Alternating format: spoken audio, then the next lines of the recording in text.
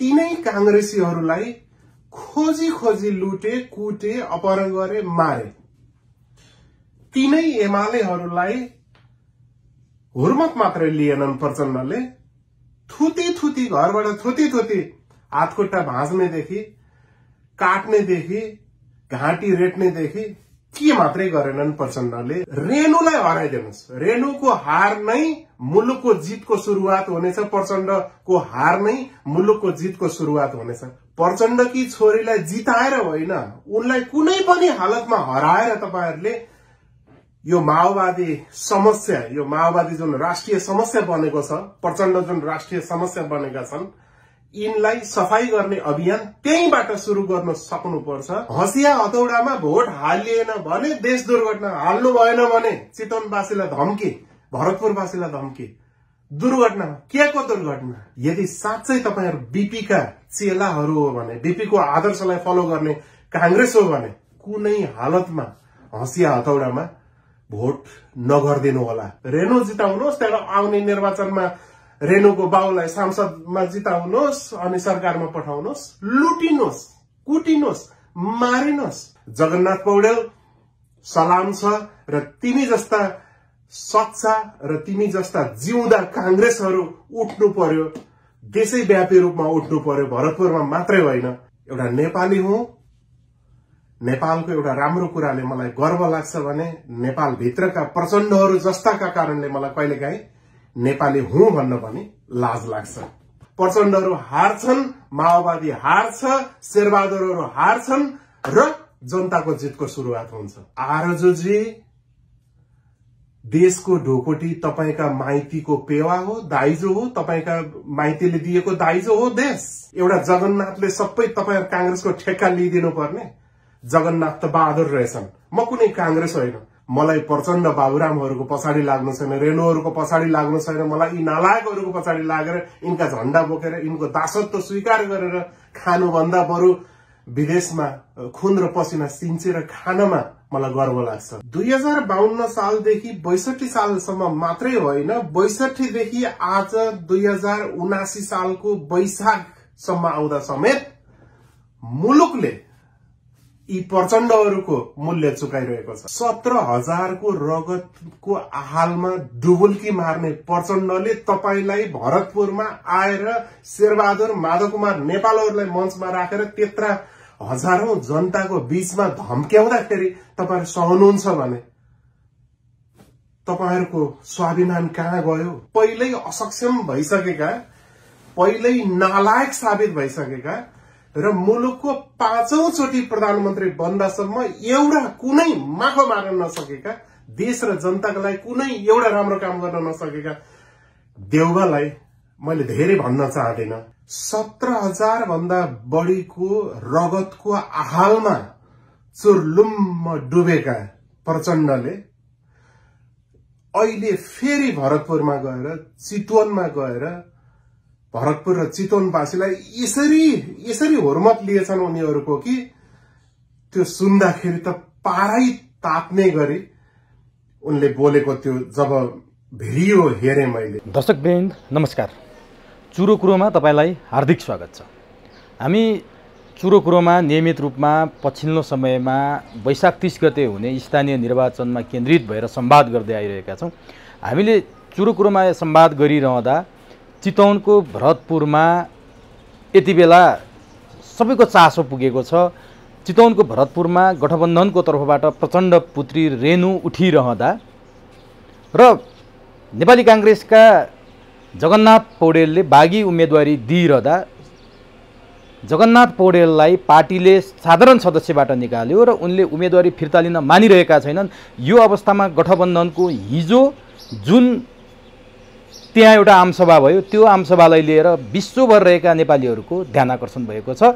प्रधानमन्त्री समेत रहेका नेपाली कांग्रेसका सभापति शेरबहादुर देउवा र रामचन्द्र पौडेलले प्रचण्डकै सामुन्ने हँसिया हतौडामा भोट हाल्न आह्वान मात्रै गरेनन्। प्रचण्डले रेणुलाई भोट नहाले देश भयावह दुर्घटनामा जान्छ भनिरहँदा देशकै प्रधानमन्त्री त्यो कुरा टुलु हेरेर सुनेर ताली पड्काउन बाध्य भइरहे। यसले के संकेत गर्छ? यो हामी जान्नेछौँ। यसका निमित्त अमेरिकामा बसेर आफ्नो पसिना बगाउँदै जीविको गर्दै आउनुभएका र एउटा चर्चित सञ्चारकर्मी, चर्चित गायक, लेखक, राष्ट्रवादी पत्रकार रामप्रसाद खनाललाई हामीले यो विषयमा प्रश्न सोधेका थियौँ र उहाँले हामीलाई अमेरिकाबाट एउटा भिडियो सन्देश पठाउनु भएको छ। उहाँले एउटा देशकै प्रधानमन्त्रीको अगाडि पूर्व प्रधानमन्त्री पुष्पकमल दाहाल प्रचण्डले जुन किसिमको धम्की दिए र प्रधानमन्त्री टुलु हेर्न बाध्य भए त्यो विषयमा आक्रोश पोख्नु भएको छ। त्यति मात्र होइन, उहाँले प्रचण्ड रेणुको समस्या सधैँका लागि समाधान गर्ने हो भने जगन्नाथ पौडेललाई मतदान गरेर रेणुलाई चुनाव हराउन भरतपुरवासीहरूलाई आग्रह गर्नुभएको छ। उहाँले प्रधानमन्त्री पत्नी आरजु देउवाले आफ्नो पेवा जसरी देशको ढुकुटी काङ्ग्रेसले हारेको ठाउँमा हामी रोक्छौँ भनिरहँदा त्यसप्रति पनि आक्रोश र रोष प्रकट गर्नुभएको छ र कलाकार सञ्चारकर्मी रामप्रसाद खनालको उक्त भिडियो हामी तपाईँहरू सामु जस्ताको तस्तै पस्किँदैछौँ। यो भिडियो तपाईँहरूका लागि। हसिया हतौडामा चितवनवासीले भोट हालेनन् भने, भरतपुरवासीले भोट हालेनन् भने देश दुर्घटनामा जान सक्छ। यो पक्कै यो भाषण सुन्नुभयो होला तपाईले। भरतपुरमा आफ्नी छोरी रेणु दाहाललाई मेयरमा जिताउनका लागि भरतपुर पुगेका प्रचण्डले मुलुकको प्रधानमन्त्रीलाई मञ्चमा राखेर सत्ताको दुरुपयोग गरेर सत्तारूढ पार्टी नेपाली कांग्रेसको सभापतिलाई र अर्को प्रतिपक्षी दल समाजवादीका माधव कुमार नेपाल लगायतका नेताहरूलाई मञ्चमा राखेर चितवनवासीलाई, भरतपुरवासीलाई दिएको धम्की पक्कै पनि तपाईहरुले मिडियाहरुबाट देखिसक्नुभयो, सुनिसक्नुभयो।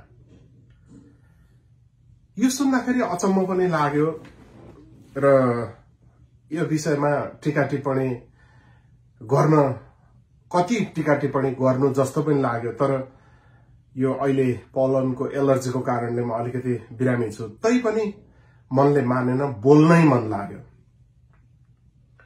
2052 साल फागुन 1 गतेदेखि 2062 सालसम्म कथित जनयुद्धका नाममा 17,000 भन्दा बढीको रगतको आहालमा चुर्लुम्म डुबेका प्रचण्डले अहिले फेरि भरतपुरमा गएर, चितवनमा गएर भरतपुर र चितवनवासीलाई यसरी हुर्मत लिएछन् उनीहरूको कि त्यो सुन्दाखेरि त पारै तात्ने गरी उनले बोलेको त्यो जब भिडियो हेरे मैले तब चाहिँ सह्य भएन र यो भिडियो क्लिपमा म आउँदैछु। पत्रकारिता गर्ने मान्छे हुँ, एउटा सचेत कलाकार पनि हुँ। म कुनै पार्टीको सदस्य छैन, कुनै पार्टीसँग मलाई लेना देना पनि छैन, तर एउटा नेपाली हुँ। नेपालको एउटा राम्रो कुराले मलाई गर्व लाग्छ भने नेपाल भित्रका प्रचण्डहरू जस्ताका कारणले मलाई कहिलेकाहीँ नेपाली हुँ भन्न पनि लाज लाग्छ। 2052 देखि 62 सम्म तीनै कांग्रेसीहरूलाई खोजी लुटे, कुटे, अपहरण गरे, मारे। तीनै एमालेहरूलाई हुर्मत मात्रै लिएनन् प्रचण्डले। थुती घरबाट थुती हातखुट्टा भाँच्नेदेखि, काट्नेदेखि, घाँटी रेट्नेदेखि के मात्रै गरेनन् प्रचण्डले र प्रचण्डको टिमले।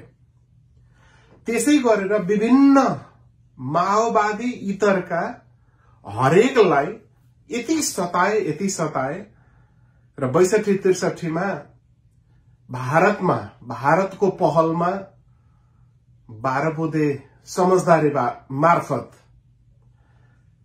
नेपालमा जे जस्तो भइरहेको थियो ती सबै कुरा भनिएका मात्रै हुन्, तर भारतको प्रत्यक्ष हस्तक्षेपमा 12 बुँदे समझदारीको आधारमा प्रचण्डहरू, बाबुरामहरू शान्ति सम्झौताको नाटक गर्दै एक किसिमको समझदारीमा आए। 2052 सालदेखि 62 सालसम्म मात्रै होइन, 62 देखि आज 2079 सालको वैशाखसम्म आउँदा समेत मुलुकले यी प्रचण्डहरूको मूल्य चुकाइरहेको छ।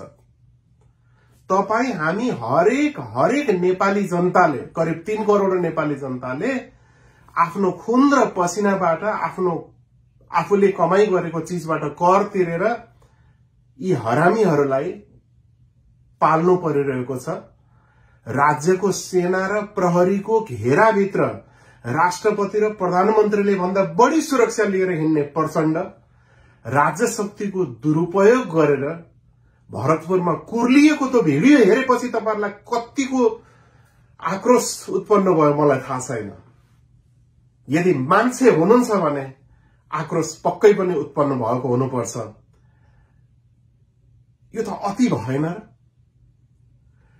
प्रचण्डलाई जिताउनु पर्ने, उनकी छोरी जिताउनु पर्ने, उनको बुहारी जिताउनु पर्ने, उनको भाइ जिताउनु पर्ने, उनको ज्वाइँ जिताउनु पर्ने, उनका नालनाता सबैलाई नियुक्ति दिनुपर्ने, हरेक कुरामा प्रचण्डलाई भाग छुट्याउनु पर्ने।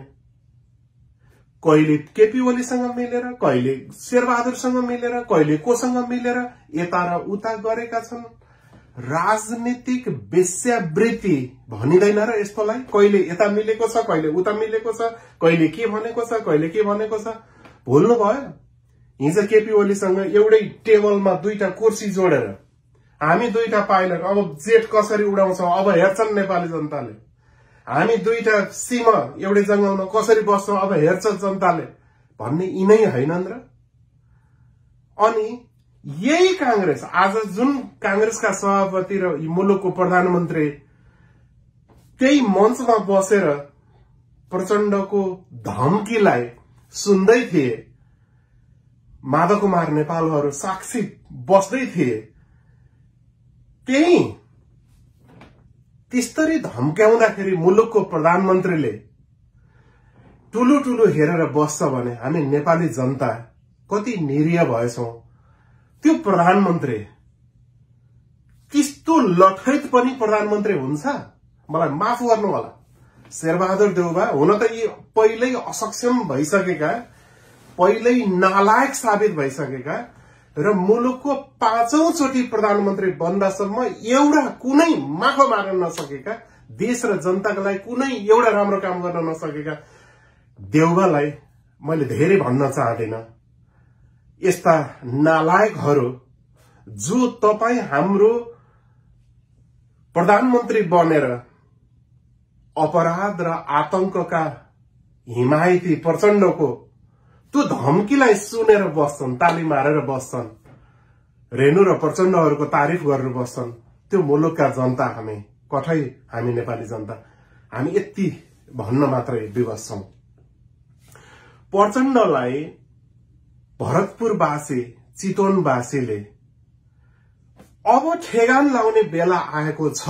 यही वैशाख 30 गते हुने निर्वाचनमा प्रचण्डकी छोरीलाई जिताएर होइन, उनलाई कुनै पनि हालतमा हराएर तपाईहरुले यो माओवादी समस्या, यो माओवादी जुन राष्ट्रिय समस्या बनेको छ, प्रचण्ड जुन राष्ट्रिय समस्या बनेका छन्, यिनलाई सफाई गर्ने अभियान त्यहीबाट सुरु गर्न सक्नुपर्छ र भरतपुरवासी र चितवनवासीले धाक धम्कीसँग डराएर होइन, यिनलाई धुलो चटाएर यिनकी छोरीलाई त्यहाँ हराएर देखाउनु पर्छ अनि बल्ल सबक सिक्नेछन्।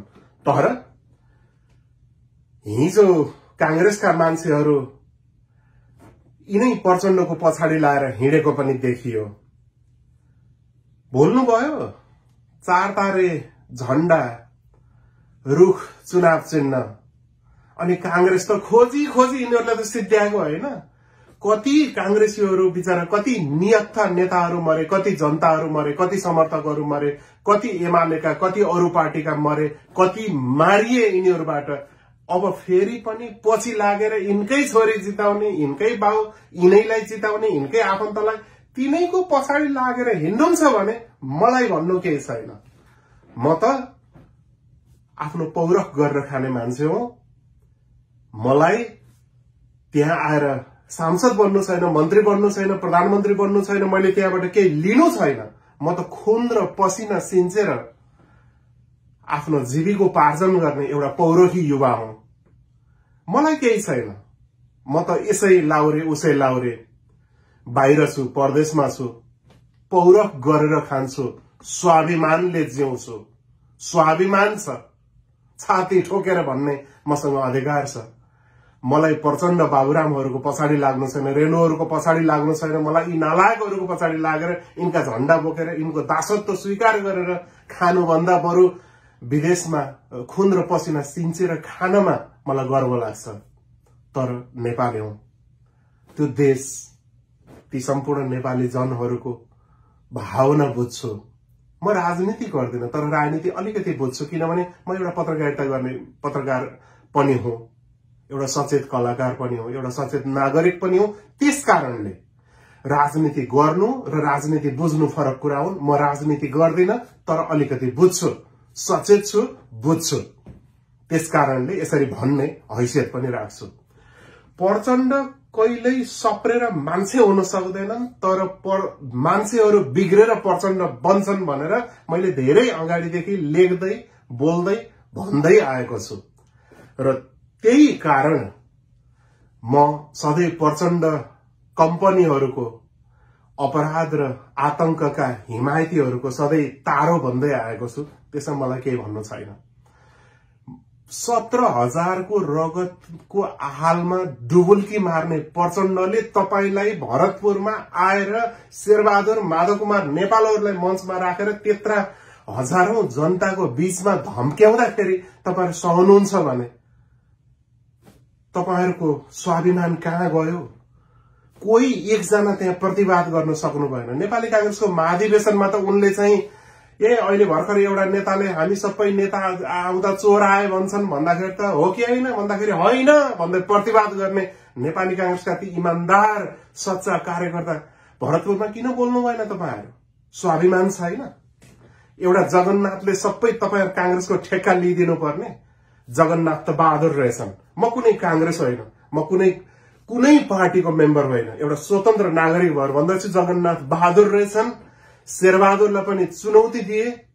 उनले आफ्नै पार्टी भित्र पनि यो अन्याय र अत्याचार अनि यो कांग्रेसले माओवादीलाई बोक्नु पर्ने, माओवादीलाई भोट हाल्नु पर्ने यो हुँदैन है भनेर त्यहाँ चाहिँ उम्मेदवारी दिएर उनले चाहिँ आफ्नो बहादुरी देखाएका छन्। म तिनलाई सलाम गर्न चाहन्छु। जगन्नाथ पौडेल सलाम छ र तिमी जस्ता सच्चा र तिमी जस्ता जिउँदा कांग्रेसहरू उठ्नु पर्यो, देशैव्यापी रूपमा उठ्नु पर्यो, भरतपुरमा मात्रै होइन। म यो आह्वान गर्न चाहन्छु। प्रचण्डको धम्की कति सहनु हो? यो धम्की कहिलेसम्म सहने धम्की? कति वर्षसम्म सहने धम्की? अति भएन? र यिनलाई ठेगान लाउने बेला यही हो। यही वैशाख 30 गतेको निर्वाचनमा तपाईहरु कुनै पनि हालतमा शेरबहादुर चाहिँ माको नै अनि त्यसपछि प्रचण्डहरुको यो गठबन्धनलाई भोट एगेन्स्टमा भोट हाल्दिनुस् त। राम्रो मान्छेलाई म फलानालाई भोट हाल्नुस्, फलानालाई नहाल्नुस् भन्दैन। यी चाहिँ हरामीहरुलाई होइन कि यिनको गठबन्धनलाई होइन कि कमसेकम स्वतन्त्र मान्छेहरुलाई तपाईहरुले भोट हाल्दिनुस्। राम्रा योग्य उम्मेदवारलाई छानेर भोट हाल्दिनुस्। त जुन पार्टीको भए पनि हुन्छ, स्वतन्त्र भए पनि हुन्छ, तर राम्रा र योग्य उम्मेदवार छानेर भोट गरिदिनुस्। रेणुलाई हराइदिनुस्। रेणुको हार नै मुलुकको जितको सुरुवात हुनेछ। प्रचण्डको हार नै मुलुकको जितको सुरुवात हुनेछ। कति सहने? मुलुकले कति मूल्य चुकायो भन्नुस् त? शान्ति सम्झौताका नाममा, शान्ति सम्झौता पछि आएका जे जति पनि कुराहरू भए आजको दिनसम्म मुलुकले यिनको ऋण तिरेको तिरै छ। हरेक नेपाली तपाई हाम्रो थाप्लोमा ऋण थपियै छ। कति सहनुहुन्छ हो? अब अझै पनि धम्की दिने, हँसिया हतौडामा भोट हालिएन भने देश दुर्घटना, हाल्नु भएन भने चितवनवासीलाई धम्की, भरतपुरवासीलाई धम्की। दुर्घटना के को दुर्घटना? के को दुर्घटना? कति सहन्छौ हो चितवनवासी हो? कति सहन्छौ भरतपुरवासी हो? यस्ता अपराध र आतंकका नाइकेसँग तर्सेर कति बाँच्छौ हो चितवनवासी हो? एउटा स्वाभिमानी नेपालीले प्रश्न गर्यो। एउटा नेपालीले प्रश्न गर्यो। नेपाली माटोको एउटा उपजले प्रश्न गर्यो। केही गर्नु पर्दैन। कसैलाई भन्नु पर्दैन, देखाएर छाप हान्नु पर्दैन। मतदान गोप्य हुन्छ। तपाईहरुको हातमा त्यो पावर छ। केही दिन भित्रै वैशाख 30 गतेको निर्वाचनमा यिनको विपरीत गएर यिनको एगेन्स्टमा भोट गर्नुस् त, राम्रो मान्छेलाई भोट हाल्नुस् त, यिनलाई हराइदिनुस् त। त्यहीबाट परिवर्तन सुरु हुन सक्छ। परिवर्तन सम्भव छ। प्रचण्डहरू हार्छन्, माओवादी हार्छ, शेरबहादुरहरू हार्छन् र जनताको जितको सुरुवात हुन्छ। होइन भने ठिकै छ, तिनकै पछाडि लाग्नुहोस्, तिनकै झण्डा बोक्नुहोस्, तिनकै आरती उतार्नुहोस्, तिनलाई नै हरिद्वार मानेर घुम्नुहुन्छ भने मलाई त भन्नु केही पनि छैन। भोग्ने तपाईहरुले हो, त्यही बस्ने मान्छेहरुले हो। तपाईहरु यस्तै अपराध र आतंकलाई भोगेर बाँच्न तपाईहरुलाई खुसी लाग्छ भने तिनीलाई भोट गर्नुहोस्, रेणु जिताउनुहोस्, त्यहाँबाट आउने निर्वाचनमा रेणुको बाउलाई सांसदमा जिताउनुहोस् अनि सरकारमा पठाउनुहोस्, लुटिनुहोस्, कुटिनुहोस्, मारिनुहोस्, सबै कुरा भएर बस्नुहुन्छ भने मलाई भन्नु केही छैन। देशको प्रधानमन्त्री शेरबहादुर देउबाज हो। तपाई नालायक हुनुहुन्छ, तपाई असक्षम हुनुहुन्छ, तपाई बारम्बार प्रयोग भएर नालायक साबित भएको मान्छेलाई मलाई भन्नु त केही छैन। तर तपाई मुलुकको प्रधानमन्त्री बनेर प्रचण्डको धम्की, तपाईका कार्यकर्ता, तपाईका नेता, तपाईका जनतालाई प्रचण्डले धम्क्याउँदाखेरि चुपचाप सहेर हेरेर बस्ने तपाई जस्तो नालायक प्रधानमन्त्री पनि मुलुकले पाएछ भनेर इतिहासमा लेखिनेछ। फेरि अर्को कुरा, जगन्नाथ पौडेल स्वतन्त्र उम्मेदवार, अहिले उनले यो गठबन्धनका विरुद्ध जुन धावा बोलेका छन्, बहादुर तिनी हुन्। मैले आजसम्म कसैको पक्षमा मैले भोट मागेको छैन। म कुनै पार्टीको सदस्य पनि होइन, म स्वतन्त्र मान्छे। तर म भन्छु जगन्नाथलाई भोट गरेर भरतपुरवासीले देखाइदिनुपर्छ यी गठबन्धनका नायकीहरूलाई। अनि फेरि यसको अर्थ यहाँ त कस्तो छ भने प्रचण्ड र के अरे यो शेरबहादुरहरूलाई माकुनेहरूलाई केही भन्यो भने एमाले हो भनेर भन्ने, त्यहाँबाट एमालेलाई ओलीलाई केही भन्यो भने यो कांग्रेस रहेछ भन्ने। सबैका हातमा अहिले फेसबुक छँदैछ, फेरि सबैले चाहिँ गाली गलौज सुरु भइ नै हाल्छ। म केही होइन, म नेपाली हुँ। चन्द्र सूर्य झण्डा मेरो झण्डा हो, मैले बोक्ने झण्डा हो। नेपाल मेरो राजनीति हो, नेपाली माटो मेरो आदर्श हो। त्यति हो, के पनि छैन। त्यहाँ राम्रो मान्छे, योग्य मान्छे, असल मान्छे, जनताको भावना बुझ्ने मान्छे, नेपाली माटोको मूल्य बुझ्ने मान्छेले चुनाव जित्दियोस्, मेरो त्यति कामना हो। त्यो जुन पार्टीको, जुन स्वतन्त्र जे भए पनि मलाई भन्नु केही छैन। तर चितवनवासी जनता, भरतपुरवासी जनता, दुई हात जोडेर भन्छु, यस्तो धम्कीका बावजुद पनि, प्रचण्डका बाउ छोरीको आतंकका बावजुद पनि तपाईहरुले परिवर्तन गर्न सम्भव छ।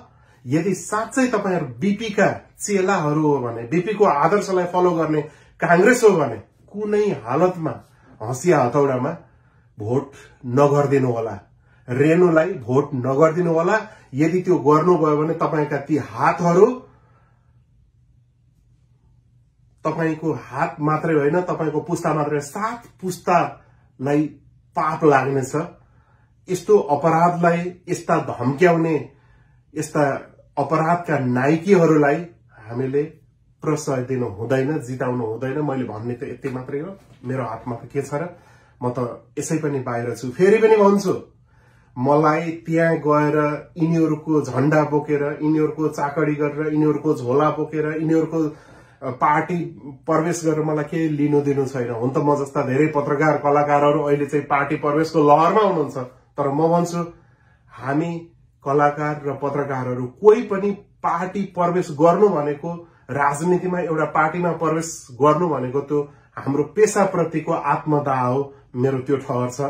तर त्यो भन्दै गर्दा बोल्दै नहुने होइन। अन्याय र अराजकताका विरुद्ध बोल्नुपर्छ, अन्याय र अराजकताका विरुद्ध लेख्नुपर्छ, आवाज उठाउनुपर्छ, औंलो ठड्याउनुपर्छ र प्रचण्ड जस्ताहरूलाई औंलो ठड्याएर देखाउने मात्रै होइन। भरतपुरवासी फेरि पनि अनुरोध देखाइदिनुहोस्, यदि तपाईहरु जिउँदा हुनुहुन्छ भने। होइन भने त म के नै भन्न सक्छु र। भरतपुरवासीहरू जिउँदा छन् भन्ने देखाउने बेला हो यो। प्रचण्डहरू र देशका समस्याहरूलाई ठेगान लगाउने बेला हो यो। निरीह नेपाली कांग्रेसका सभापति र नालायक 5औं पटक प्रधानमन्त्री भएका देउबाहरूलाई देखाउने बेला हो। यो जनताको आक्रोश बोल्ने हिम्मत गरे। यो सुनिदिनु भयो, हेरिदिनु भयो, तपाईहरु सबैलाई धन्यवाद। र जाँदा जाँदै शेरबहादुर पत्नी डाक्टर आरजु देउबालाई मैले अलिकति पढे लेखेको महिला, एकदम एउटा राम्रै महिलाको रूपमा मूल्याङ्कन गर्थे। तर आज हिजो चाहिँ उहाँले दैलेख पुगेर, डडेलधुरा कता कता पुगेर चाहिँ नेपाली कांग्रेसको उम्मेदवारलाई जिताउनुहोस्, जहाँ चाहिँ नेपाली कांग्रेसको मेयर पालिका प्रमुखले जित्छ त्यहाँ चाहिँ हामी पैसा पठाउँछौं, अर्थात सरकारी पैसा बजेट आउँछ, हैन भने चाहिँ किन पठाउने, किन हामी पठाउँदैनौं भनेर भन्नुभएको छ। आरजुजी, देशको ढोकोटी तपाईका माइतीको पेवा हो, दाइजो हो, तपाईका माइतीले दिएको दाइजो हो। देशको ढोकोटी तपाईले पठाएर पठाइने र नपठाएर नपठाइने हुन्छ। एउटा पढे लेखेको महिला हुन त अहिले महिलावादीहरू, महिला अधिकारवादीहरू फेरि जुरुक्क उठ्नु होला फेरि आरजु माथि एट्याक गर्यो भनेर। तर सोचेर बोल्दैनस्, तपाईको श्रीमान त नालायक हुनुहुन्छ शेरबहादुर देउबा, जो प्रचण्डको पछाडि देखिरहनु भएको छ। तपाई झन् नालायक मैले आज मूल्याङ्कन गरे। तपाई जतिको पढे लेखेको महिला, एउटा राम्रो महिलाको रूपमा लिन्थे मैले, तर आज तपाईको त्यो अभिव्यक्ति देख्दा मलाई लाज लाग्यो। आरजुजी, तपाई हुन त शेरबहादुरको पत्नी, अब राणाको छोरी, राणा हुनु नै फेरि तपाईको आमा बुवाहरू, तपाईहरुका चाहिँ उसलाई चाहिँ म दोष दिन चाहन्न। तर तपाईको त्यो विद्वतामाथि, तपाईको त्यो शैक्षिक योग्यतामाथि आज ठूलो प्रश्न उठेको छ। तुरुन्त माफी माग्नुस्, तुरुन्त। तपाईको घरबाट, तपाईको बुढा नीलकण्ठको घरबाट कसैलाई बाँड्नु छ बाँड्नुस्, तर देशको ढेकोटीबाट कांग्रेसले जितेको ठाउँमा हामी बजेट पठाउँछौं, अन्यथा किन दिने भनेर भन्ने तपाईलाई त्यो अधिकार छैन। तुरुन्त माफी माग्नुस्, यही आग्रह गरे। हस्त, धन्यवाद, नमस्कार। अमेरिकामा बसेर नियमित रूपमा कलम चलाउँदै र देशका लागि आवाज बुलन्द गर्दै आउनुभएका तपाईँ रामप्रसाद खनालले जुन किसिमको देशका लागि, राष्ट्रका लागि यो भिडियो पठाएर एउटा अमूल्य योगदान गर्नुभएको छ, तपाईँ रामप्रसाद दाइलाई हार्दिक नमन गर्न चाहन्छु। र तपाईसँग नियमित हामी सम्पर्कमा छौँ। तपाईँ यहाँ आउँदा पनि हामीले अन्तर्वार्ता लिएका थियौँ। तपाईको त्यो अन्तर्वार्ता धेरैले रुचाउनु पनि भयो। र यो जुन किसिमको सन्देश तपाईले दिनुभएको छ, चुनावको मुखमा तपाईले दिएको सन्देश देशका लागि सुखद बनोस्, देशका लागि सुमार्गमा जाने एउटा हौसला र सन्देश बनोस् भन्ने हामी अपेक्षा लिन चाहन्छौँ। तपाईँ रामप्रसाद खनाल अमेरिकामा हुनुहुन्छ, जहाँ हुनुहुन्छ, जस्तो अवस्थामा हुनुहुन्छ, सुखी र खुसी रहनुहोला। यसका लागि तपाईलाई हार्दिक नमस्कार, हार्दिक धन्यवाद।